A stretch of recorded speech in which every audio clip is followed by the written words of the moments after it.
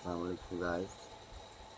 आज हम impressions cost clicks का मैंने आपको सिखा दिया था। ये कल के स्टैट्स आ रहे हैं। कल के स्टैट्स में आप देख सकते हैं 5.85 बजट लगा था, इतने क्लिक्स थे, इतने इम्प्रेशन।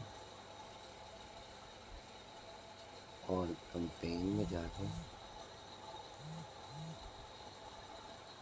ये देखिए, ये फर्दर आप इसको चेक कर सकते हैं कंपेन सेटिंग में, इसकी एक्सप्लेनेशन में, ये कौन कौन से पर्सन ने देखा है, फीमेल ने देखा है, मेल ने देखा है, उसकी जेंडर स्पेसिफिकेशन, नेटवर्क्स, उसके किन कीवर्ड्स पे सर्च किया गया है, ये मेन देखें आप।